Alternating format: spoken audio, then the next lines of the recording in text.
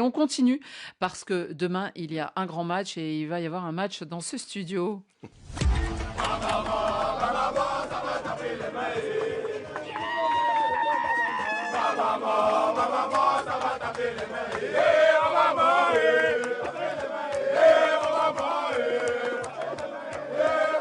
Ça chante aussi des lions, hein, Rémi. Il n'y a pas que les aigles qui chantent. Ouais, c'est ça.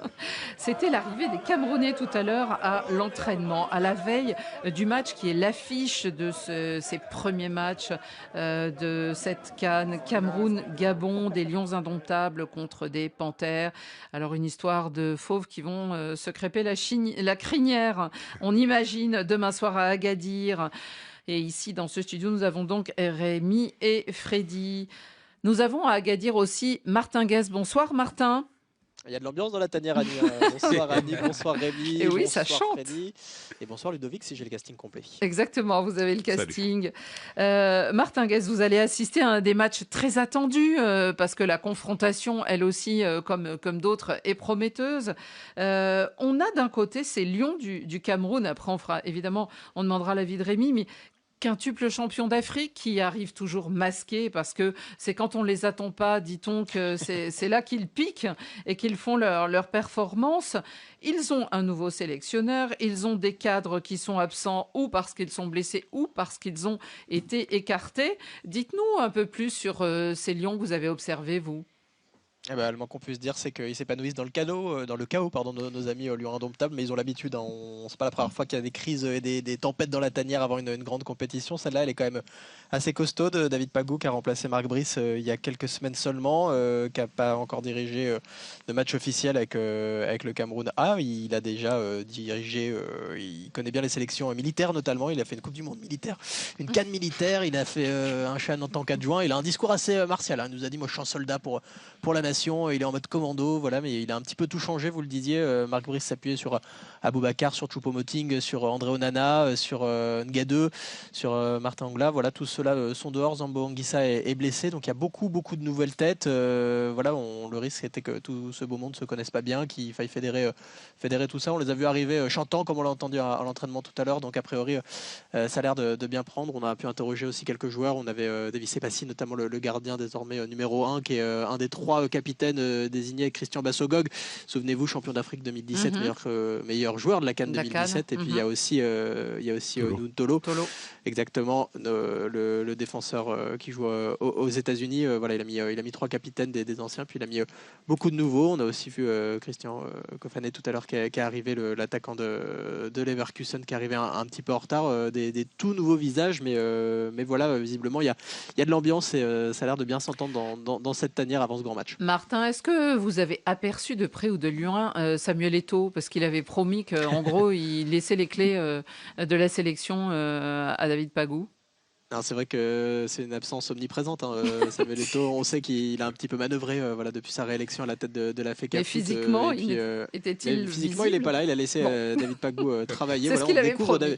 On découvre David Pagou. On l'a vu très actif tout à l'heure à l'entraînement. C'est lui qui a pris les choses en main. C'est lui qui dirige désormais cette sélection exactement. Et c'est vrai qu'il arrive dans une position pas facile. Il nous disait soit ça passe, soit ça casse. Mais moi, je suis là pour mon drapeau, pour ma nation, parce que c'est vrai que le Cameroun, le gros couac, c'est de ne pas s'être qualifié pour la Coupe du Monde récemment. Et donc là, il y a quelque chose à réparer, et puis il y a une histoire à réconcilier avec la CAN. Eh bien, on va l'écouter, David Pagou, que vous avez rencontré.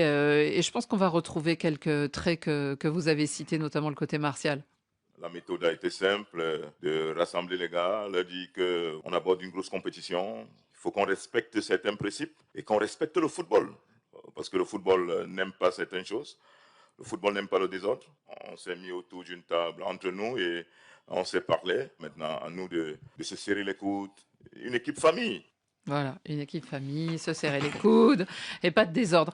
Rémi, ces changements, ils sont quand même issus d'une chose, c'est que le Cameroun a manqué la qualification à la Coupe du Monde. C'est peut-être aussi logique, ce coup de balai?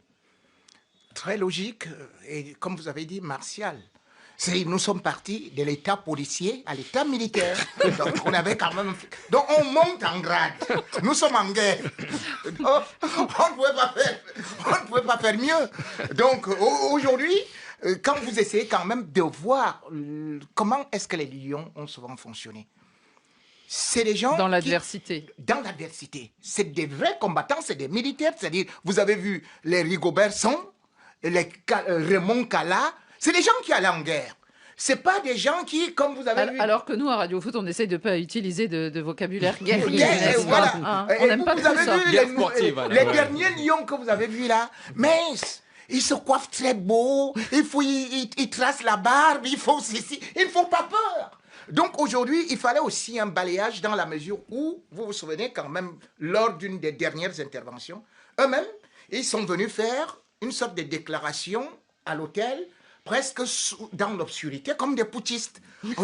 On dit, mais c'est pas possible. Donc, on a donc compris que dans de telles conditions, c'est-à-dire que les anciens joueurs-là qui ont été balayés, donc, en réalité, ils étaient en train de faire un coup d'État. N'ayant pas réussi le coup d'État, maintenant, on a fait le contre-coup d'État. Donc, Rémi, et bien plus évidemment, sérieusement, c'est ce qui s'est passé. On a donc installé David. On va changer d'émission, non David Bagou était là. Qu'est-ce que vous attendez demain sur la pelouse? Qu'il gagne? Je peux attendre qu'il montre quelque chose. Je peux attendre qu'il gagne parce qu'il faut savoir toujours que, justement, ces lions-là, c'est quand on ne les attend pas qu'ils peuvent faire des grandes choses. D'ailleurs, il se souvient de 2017. Oui, parce que vous vous souvenez tous. Oui. On se souvient, mais vous n'avez pas réussi à battre le Gabon. Donc, vous avez gagné la Coupe d'Afrique sans battre le Gabon. Oui, mais je voulais juste vous rappeler... Alors dites-moi demain, c'était chez nous, mais on vous a fait... Non, je voulais... Comme on en est là, je voulais juste dire que le Cameroun a déjà battu le Gabon 12 fois 25 buts. D'accord, mais jamais en Coupe d'Afrique des Nations. Non. Et puis c'est triste, d'ailleurs. Il n'y a eu que 2 matchs. Oui, mais vous êtes incapable. Et c'est chez vous qu'on est venu ramasser la... Mais vous n'avez pas battu le Gabon. Vous étiez là pour nous applaudir. C'est comme en boxe, Rémi. Vous nous avez C'est comme en boxe. Il faut battre le champion pour être champion. Non, mais plus sérieusement, et il est vrai que vu du Gabon, ce qui s'est passé au Cameroun, notamment Laval, Samuel Eto'o, c'est vrai qu'au Gabon, il y a beaucoup de sympathie vis-à-vis de Samuel Eto'o quand même. Il y a aussi beaucoup de sympathie vis-à-vis du peuple camerounais parce que pendant des années, lorsque le Gabon n'était pas forcément qualifié sur les scènes internationales, il y avait beaucoup de sympathie par rapport au Cameroun. Moi d'ailleurs, il y a 15 ans, si tu me demandais de citer l'intégralité de la liste des joueurs du Cameroun, je pouvais te le faire les yeux fermés. Aujourd'hui, c'est quasiment une équipe anonyme. Aujourd'hui et demain, c'est quasiment une équipe anonyme contre laquelle on joue, dont la star, c'est le président de la fédération et certainement 2-3 joueurs qui ne font pas ou peu peur à la sélection gabonaise. Ce qui est certain, c'est que depuis une quarantaine d'années, c'est l'équipe du Cameroun contre laquelle le Gabon va jouer la plus faible depuis une quarantaine d'années, contre laquelle les Panthères vont jouer. Et ce qui est certain, c'est qu'avec la statistique de la CAN, déjà en 2010, vous aviez une armada incroyable avec des joueurs incroyables. Le Gabon avait ridiculisé le Cameroun avec un 0. C'était un grand Cameroun qui est retombé sur ses pattes, un grand lion qui n'avait plus de poils. Et puis pareil, en 2017, ça s'est joué sur un poteau. Le Cameroun, sans doute, à la 91e, si ce but était rentré. Et tu sais qui était là? Parce que tu dis que c'est la plus faible équipe. Mais je vais te dire sans doute la plus faible sur le papier. Le jour-là, celui qui jouait contre toi, attaquant, s'appelle Ndip Tambe. Tu sais à quoi est-ce qu'il fait? Il joue, peut-être, on pourrait dire qu'il est un bûcheron. Mais c'est lui qui a remporté la Coupe d'Afrique des Nations. Tu sais qui était à la défense? C'était les Teukeux. Tu comprends? On ne les connaissait pas. Tu sais qui était gardien? Non, mais sur le papier, non, je suis d'accord avec toi. J'ai dit sur le papier, Rémi. Le gardien, c'était Onana qui était en troisième division. Il y avait une inconnue pour les joueurs. Rémi, il y avait une inconnue, mais sur 23 joueurs, il y avait au moins 17 joueurs connus. Aujourd'hui, incapable de savoir à quoi ressemble cette équipe. Et elle ne fait pas du tout peur au Gabon aujourd'hui. Franchement, l'équipe de 2017 n'avait aucun joueur. Celle de 2000... En tout cas, c'est une équipe de TikTokers contre lesquels les Gabonais vont jouer demain. Et ce qui est certain, c'est qu'elle ne fait pas du tout peur. Pour une fois, on n'a pas du tout peur de jouer contre le Cameroun. Et ça, je le dis en toute sincérité. Ludovic. Non, mais honnête, Rémi, elle ne fait pas du tout peur. Moi, je ne veux pas faire l'arbitre, mais c'est vrai que cette équipe du Cameroun, le bazar dans le désordre, il n'y a pas de... Il n'y a pas de ligne directrice, il y a beaucoup de joueurs qui sont dans ce groupe, qui ont très peu de temps de jeu en club. C'est une équipe qui se cherche. Moi, David Pagou, quand il annonce que si jamais ils vont au deuxième tour, c'est une CAN réussie, moi, ça me fait limite de la peine pour le Cameroun. Il y a zéro ambition, du coup, là. Et ce discours militaire, etc., Je veux bien que Rémi nous explique que c'est culturel, que c'est ceci, mais c'est pas comme ça que tu vas gagner des matchs. Pardon, qui nous parle football. Et dans un discours militaire où tout le monde rigole à l'entraînement. C'est la première fois que je vois le Cameroun à l'entraînement. Tous les joueurs sont en train de rigoler, danser, etc. C'est pas ça le Cameroun. Il y a beaucoup d'affichage. Martin Guez, vous voyez, je vous avais dit que le match se jouerait ici aussi. Martin, parlez-nous des Panthères. C'était peut-être plus calme. Eh ben écoutez, on a eu un petit festival en conférence de presse aussi signé Thierry Omouyuma, voilà, qui va disputer sa première CAN avec les Panthères. On va dire que le Cameroun arrive sur une dynamique plutôt négative, le Gabon lui plutôt positif, qui a fait un très très beau parcours lors de la dernière qualification pour la Coupe du Monde. C'est pas passé en demi-finale des barrages, mais voilà, ils avaient terminé juste derrière la Côte d'Ivoire, mais sinon ils avaient gagné tous leurs matchs. Et écoutez, voilà, le Gabon, c'est vrai qu'ils n'étaient pas la dernière CAN, ils y reviennent. Comme l'a dit Freddy, il y a eu cette victoire en 2010. D'ailleurs, c'était le tout premier match en CAN d'un certain Bruno Ekole-Manga qui va disputer sa 6e CAN demain et reprend cette 6e CAN. Exact. Le capitaine quand il n'y a pas Aubameyang, c'était le grand sujet justement.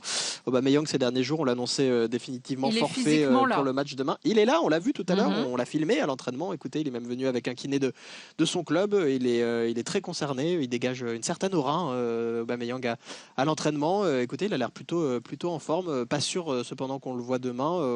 Même Thierry Omouyuma l'avait annoncé peut-être sur la feuille de match demain, mais il y a quand même très très peu de chances qu'il joue ce match contre le Cameroun. Mais en tout cas, il sera là, il est physiquement présent pour soutenir ses coéquipiers. Puis par contre, ceux qui seront bien là, c'est ce qu'on a dit. Il y a Ekole-Manga, il y a Mario Lemina, il y a Denis Bouanga, des joueurs qu'on connaît. Puis il y a d'autres joueurs moins connus, voilà, des petits jeunes qui vont découvrir la Coupe d'Afrique des Nations eux aussi.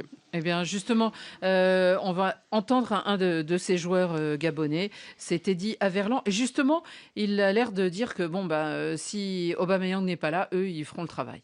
C'est des choses qui arrivent. On a déjà su faire pendant les éliminatoires de la Coupe du Monde sans lui. Il est venu là, il va nous donner de la force et à nous de lui rendre à travers le terrain pour montrer que même sans lui, on est capable de briller. Absent et présent à la fois, Pierre-Emerick Aubameyang, et on sait ô combien il est important à Marseille, mais aussi pour les Panthères. En tout cas, peut-être que cette équipe, elle aura à cœur justement de prouver quelque chose, Freddy. Oui, parce que statistiquement, sur 80% des matchs dans lesquels Aubameyang était absent, sur les 5 dernières années, le Gabon a quand même gagné.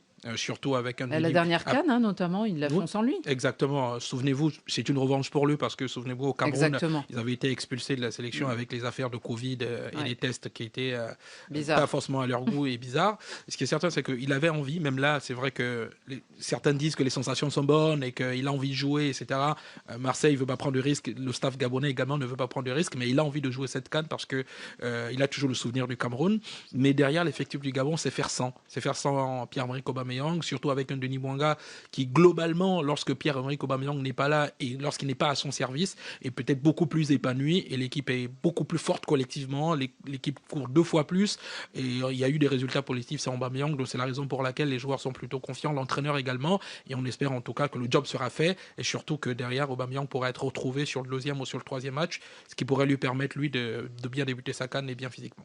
Ludovic, les Gabonais, ils ont du ressort avec Lemina ou avec Bouanga. C'est une équipe qui a énormément de qualité. Moi, je pense quand même, pas contredire Freddy, connaît mieux cette équipe que moi, mais qu'on est meilleur avec Aubameyang que sans.